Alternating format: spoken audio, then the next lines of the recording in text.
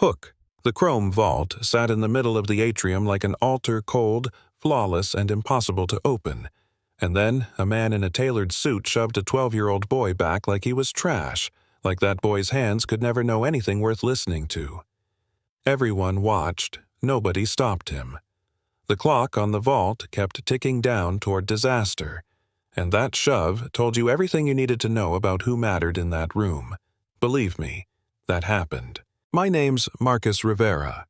I was 12 when I learned machines speak, and I learned more about people the night an impossible safe almost wiped out $100 million and 847 paychecks because a room full of experts decided who was worthy before they decided what was true. This is the story of a kid with grease under his nails, a mother who cleaned the floors for 20 years, and a company that nearly let pride cost everything. Elias Mercer died on a Tuesday afternoon. Heart attack. His office chair tipped back one of those giant men who build empires and leave behind shiny problems. He left a vault in the middle of Mercer Dynamics filled with defense contracts, prototypes, patents, things that could change robotics forever, and a clock that said 5 hours until an automatic purge. Nobody could open it. 6 Teams consultants from Alpine Security in Zurich, a former cryptographer who lived on puzzles, Mercer's own engineers, mechanical specialists. They all tried, they all failed. The safe didn't have a keypad, it had chrome skin and secrets, and whatever Elias built into it was as stubborn as the man himself. I wasn't supposed to be there. Mom, Rosa, worked nights mopping office corridors from midnight to dawn because there was no childcare and rent didn't wait. She brought me twice a week, and I slept on the break room couch, did summer reading under fluorescent lights, sketched gears and pistons in the margins of my homework. It wasn't glamorous, but it was our little life. Mom never missed a shift, never called in sick. She'd been at Mercer Dynamics for 22 years, invisible to everyone who walked across the floors she kept clean, except to the floors themselves. When the alarm went off, when technicians started to wire up scopes and news vans began to press their lenses against the atrium glass, I woke up and went upstairs out of curiosity. The vault's countdown was loud even from the balcony, and underneath that loudness there was a thin, high-pitched whine. It was the kind of sound my father used to point out. Listen, he'd say, machines tell you what's wrong if you stop yelling at them. Dad had been a mechanic. He died 3 years earlier. I learned my first lessons on a kitchen table full of toaster guts and vacuum cleaner springs, and I learned to follow a sound like a breadcrumb trail. I leaned in toward the chrome and heard it again, a hydraulic whining like a throat clearing under pressure. I said it out loud. That's a pressure valve, it's cycling wrong. Somebody laughed. Howard Pierce, head of crisis for Mercer Dynamics, the man who loved order more than people, saw me and walked across that marble like he owned the building. He shoved me back, his voice loud enough for the crowd. "Get your filthy hands off that kid. This isn't a playground," he said, and snapped at security like I was the infestation. He wanted me gone, and he wanted everyone to see he could make me disappear. My mother stepped forward. Rosa, with her mop handle and her calloused palms, told him, quietly with that voice tired people have, that I'd been sleeping in the break room, that I had some experience with machines. Howard smirked.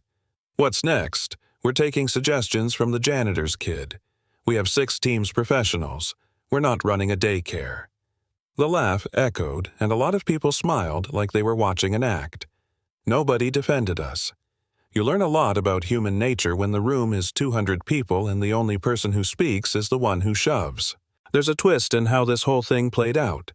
Experts were hunting for digital keys for encrypted sequences for fingerprints and biometrics. They were scanning, probing, drilling. They were treating a mechanical problem like a software puzzle. What Elias Mercer built was paranoid, a layered lock that fell back to physical mechanics if the biometric failed. You could try to brute force it with logic until your fingers bled, but the real key lived in metal and pressure in 3 hydraulic cylinders that held the bolts like 3 stubborn hearts. Maya Lynn, a junior engineer who'd said hello to Mom in the hallway, saw me lean back toward the crowd, heard me say pressure valve, and told Dr. Ellen Park, a woman who has been building safes for governments for 30 years. Yes, that Dr. Park, the kind of person who walks into a room and changes the air. Dr. Park knelt by the vault, listened, and then she looked at Howard and said something that made the room go, "Still bring that boy back." Howard staged it as transparency. "We will try everything, even the absurd." He wanted cameras and witnesses. He called me up like this was a spectacle. 400 people watched me walk into the atrium with my backpack and my worn sneakers and my father's pressure gauge hidden in a pocket. I could feel everyone's eyes like heat. Howard's smile was a razor. "You have 30 minutes, he said. "Explain what you hear, or we'll return to qualified experts." I knelt beside the chrome and pressed my ear to the bottom right corner, closed my eyes like Dad taught me to do. Machines have rhythms. A piston coughs a valve, wheezes a bearing, sings. And this one was a hydraulic valve out of sync, 3 cylinders galloping in the wrong tempo. I told Dr. Park exactly where the noise came from. She pulled out a handheld sensor, and it matched my words. We had pressure variance at 3 points. The numbers flicked on her tablet, out by fractions of a psi. She looked at Howard and then at the crowd. "He's right," she said. Howard's face betrayed him. You could see the thought forming the loss of control. Then it got stranger. I needed tools. Not a $100,000 rig, but water bottles tubing a gauge. I needed hydrostatic pressure. Fill at specific heights, convert inches of water to psi, balance the 3 cylinders to the exact pressure they'd seen on installation day.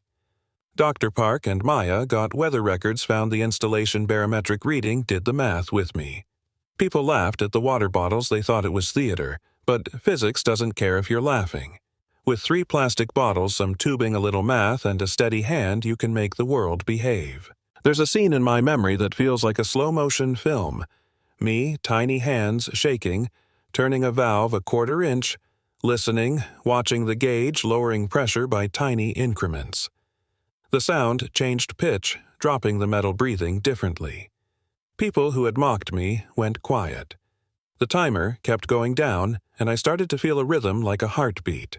36.8, 35.2, 33.1, and when I let the pressure settle at the exact number 7 seconds, there was a click you could feel in your bones. 1 cylinder unlocked, 2 more to go. When the last one released the vault, side open. The room exploded. Shouts, cameras, people running. Papers and prototypes sat intact. The department folks swept forward, nodded, and Dr. Park said something that makes me proud to this day. She looked right at Howard and said, "You owe them an apology." Howard opened his mouth and closed it. He was the guy who had dismissed us for years, who'd written performance reviews that kept Mom from promotions, who'd called some resumes not the right cultural fit, when what he meant was not the right school name. When the board dug into his files, they found patterns. Favors for the well-connected, casual dismissals for everyone else. This part of the story is messy. Howard fought hired lawyers, tried to save his reputation, but patterns catch up. The board fired him, no severance. They published the findings, and the city watched a small reckoning roll out. Rosa got promoted, back pay, benefits. Things she should have had years ago. I was offered scholarships, mentorship from Dr. Park, calls from people I couldn't have imagined. They put my bottle rig in a glass case next to the vault like an artifact. $3 of plastic and tubing that saved $100 million. It felt surreal and small at once. But here's the part I want you to sit with. This wasn't just a feel-good moment. It was a mirror. For hours, a room full of smart people almost let prejudice and ego decide the outcome. They paid in money and time and nearly in jobs. What if no one had remembered to listen? How many times do we let expertise hide in unassuming places because we like tidy labels? Degrees, titles, suits, I think about that a lot. So here's where I leave you, not with a neat moral, but with a question that won't fade. Would you have spoken up for me in that atrium? Would you have heard the sound if it wasn't dressed like success, when you see someone dismissed because they don't look like leadership? What do you do? Step in or step back and watch the clock run out. If this story hits you, if you've ever been written off or you've watched someone else be written off, tell me in the comments. Share your story. Argue with me. Debate whether the board did enough or whether one viral moment can really change a culture. Hit subscribe if you think talent deserves a chance even when it comes wrapped in hand-me-down clothes, and tell us, when will you choose to listen?